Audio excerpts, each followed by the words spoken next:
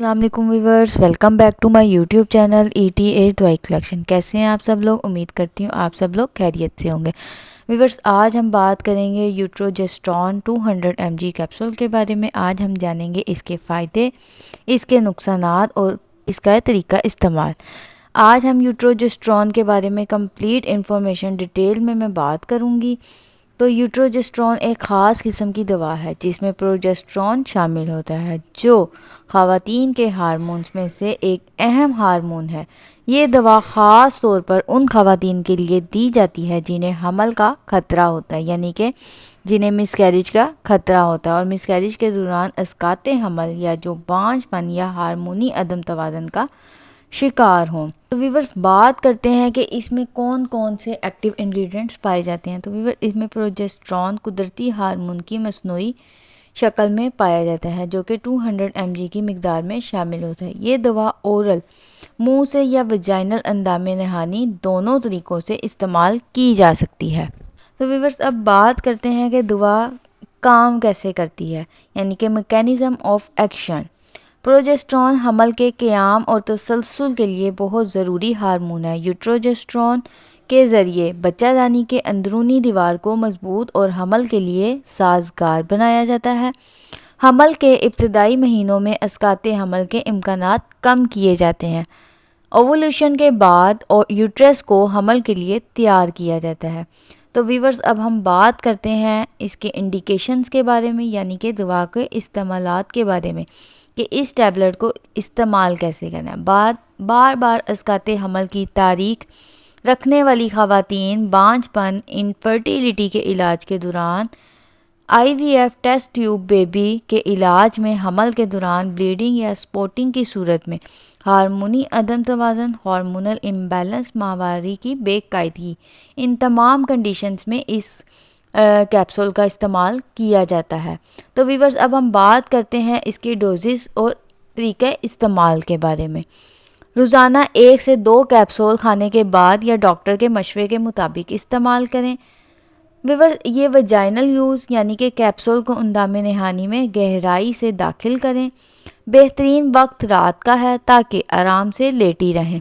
بعض اوقات دوا صبح اور شام 2 مرتبہ بھی دی جا سکتی ہے۔ ہمیشہ ڈاکٹر کے مشورے سے ہی دوا کو استعمال کریں۔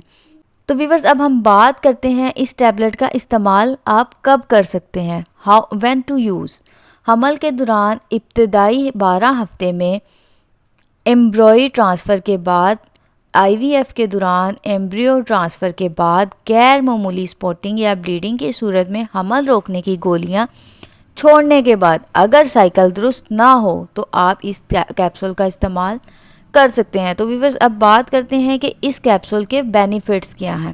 حمل کے دوران اسقاط حمل سے بچاؤ کو یوٹرس کو حمل کے لیے تیار کرتا ہے۔ بانجھ پن کے علاج میں معاون، IVF کے کامیاب نتائج میں مددگار ثابت ہوتا ہے۔ ماہواری کے نظام کو متوازن کرتا ہے۔